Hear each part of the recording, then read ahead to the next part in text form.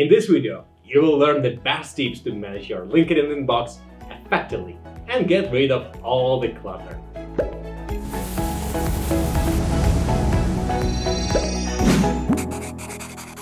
Hey, I'm 𝗃𝗵𝗲𝗶𝗲𝗶 from Expandi.io, the world's safest cloud platform for doing automated LinkedIn outreach without getting noticed or banned.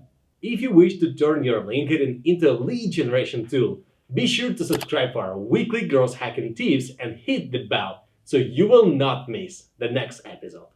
Let's be honest, one of the most important parts of LinkedIn is the inbox session. Engaging with your customers is more important than ever. But managing your personal and company page engagement from your platform's inbox can be overwhelming. Without a clear system in place, your LinkedIn inbox can quickly become cluttered and unmanageable. No worries, I'm here to help you with it. Ready to take control back of your inbox?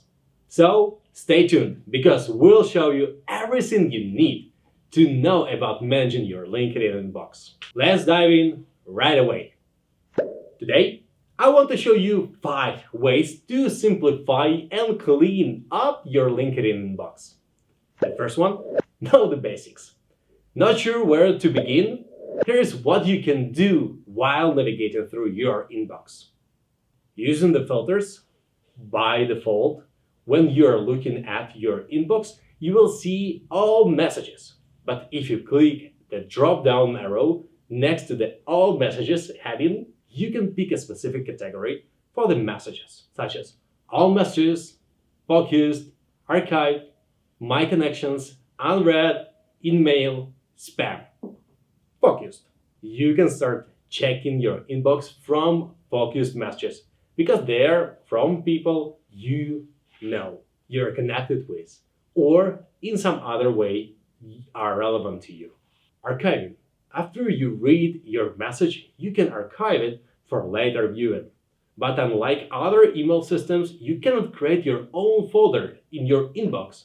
Instead, you can simply archive a message into a general archive on LinkedIn.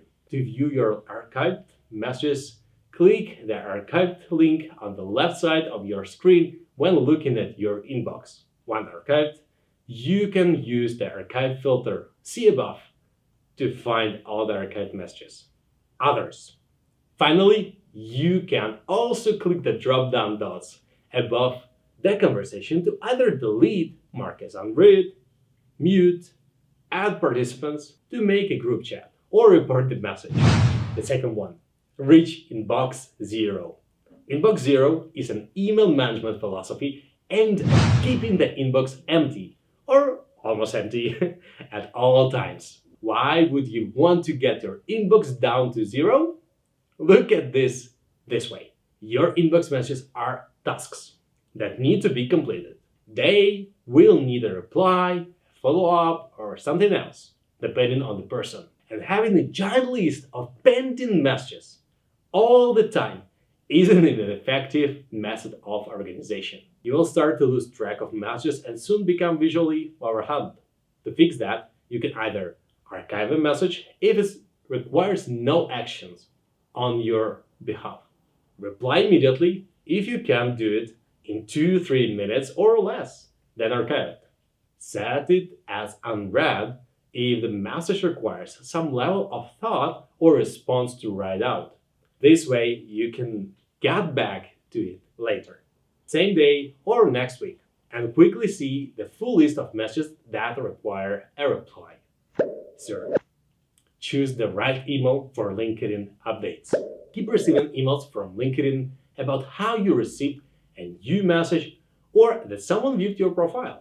They tend to get annoying after a while and get in the way of your workflow. To prevent this, choose a primary address that suits the way you use LinkedIn. For example, you can use your Gmail address as your primary address and access LinkedIn-related mail directly from your inbox. This way, you can also use your personal email to maintain your LinkedIn profile when you change job and lose your old company email address. You can change your email address through settings, account, and under login and security.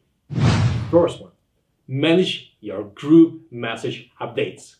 If you're in a few LinkedIn groups, you can flood your inbox really quickly. The number of LinkedIn groups you join and are active in can profoundly affect how many emails you receive from LinkedIn. If you prefer individual emails from a specific group, or if you'd rather opt out of receiving emails from LinkedIn groups, you're in entirely visit and update your setting preference accordingly. You can find this option by clicking Settings and Privacy section under your profile, Communications, and then set the frequency of emails or group digests.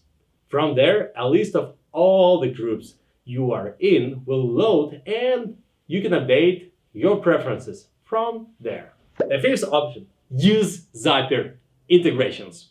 Zapier is an automation tool that lets you connect your favorite apps to automate repetitive tasks and connect your workflow.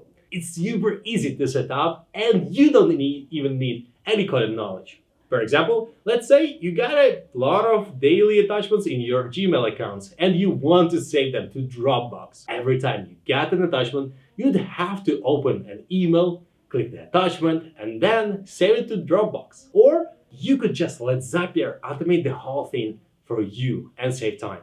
Through Zapier, you can connect LinkedIn to up to 1,500 plus apps. If you are doing your LinkedIn outreach and you want to manage your LinkedIn inbox from one place, Expandi is the best choice for both. Here is how I never miss a LinkedIn message and the exact filters I use. To make sure I never lose an important incoming message, I set filters a couple of times per day on Expandi to see who replied to unread chats and more. Because I'd rather not go through each of my messages manually. Again, yeah, I'm lazy, I know it. I just open up Expandi every few hours and set the wait and reply filter to see who I have to reply to. And being able to manage my inbox from the same place, I launch my outreach campaigns. For example, whenever someone wants to start an Expandi trial, this is the filter I use to see the most important conversations up front. The smartness of these filters just means that there is less stuff I have to remember and do manually. So we are off to a great start. Managing multiple accounts because of Expandi is designed for agencies. It also allows me to manage other people's profiles. This comes in very handy when I want to share campaigns with my colleagues. It's very important I stay in touch and follow up with everyone interacting with Expandi to ask for feedback, or in this case, they need help. So in case I need to switch accounts and quickly help out a colleague on how to respond, I can do it in under 2 minutes using Expandi. You can use Expandi just for yourself or together with your team to manage your clients. For example, if you're an agency, notes and other info. If I have to zoom in on a specific conversation instead of the whole campaign, I can always add custom notes and pick at their info to make my life easier. Manually going to LinkedIn from Expandi for each conversation would just take too long. With notes, I can just add custom info and filters. And I also use this on a case-to-case basis for important contacts with whom I want to follow up on something specific.